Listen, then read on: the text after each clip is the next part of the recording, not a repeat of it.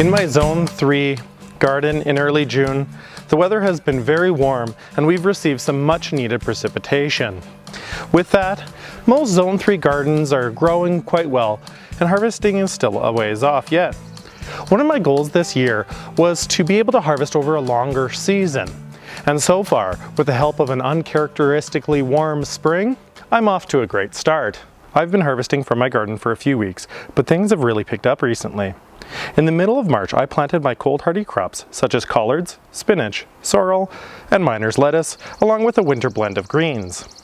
While they jumped out to a great head start, the leafy greens were soon set back by a massive aphid infection.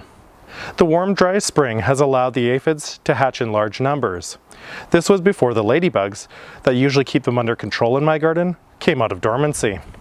The damage did not set them back too much, and I was still able to harvest, albeit somewhat damaged, leafy greens from early May all the way until early June, when most of these leafy greens have begun to bolt. I enjoy these fresh salads that in my opinion do not require a dressing, as they are more than flavorful enough. The next crop that I was able to harvest in large quantities was the peppermint that I started in my grow room this winter. After hardening off the mint plant, I put it in a container with some cool weather leafy greens. I chose to do this as the cool weather crops won't last much longer as the summer heat sets in.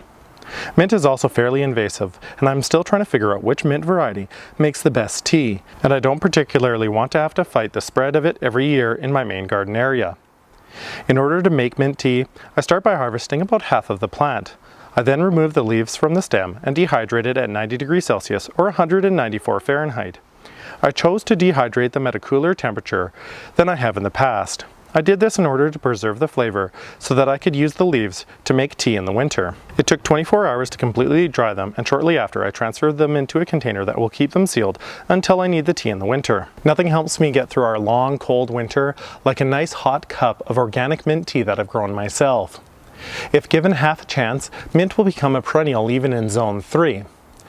Mint is not the only perennial, however, that I'm able to harvest in large quantities at this time of year. Chives are often one of the first things to green up in the spring, along with my garlic and peas. I've been harvesting my chives since the second week of May, using them for a garnish for salad and baked potatoes. I'm always pleasantly surprised to see their flowers pop up. That said, I'm sure to remove the flowers in order to prevent the seeds from spreading all over my garden. You don't really have to worry about over-harvesting chives in order to save energy for next year. I harvest mine right until the fall when they freeze over.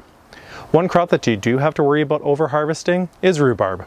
If you harvest too much in one year, you're not going to likely kill the plant, however, you will sacrifice your harvests in the following year. I have 2 rhubarb plants in my garden. The first I put in years ago, and I can harvest 3 times a year.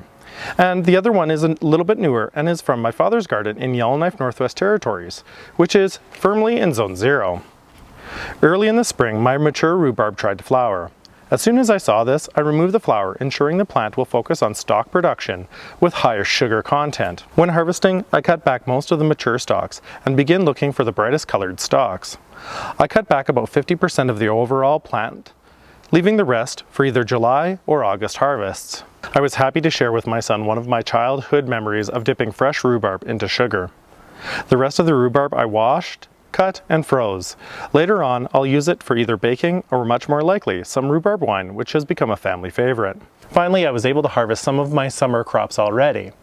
My Super Hungarian Hot, Jimmy Nardello, and Sweet Apple peppers were ready on June 5th for their first harvest of the year. The peppers were not quite ripe, but still have a wonderful pepper flavor, and were a great addition to last night's barbecue. This is the earliest I've ever been able to harvest my peppers, and that's largely due to the fact that I started these peppers in December in my grow room, pruning and allowing them to grow large before hardening them off in the spring. At this point, Mother Nature gave me a helping hand with hot, sunny weather that is optimal for pepper growth.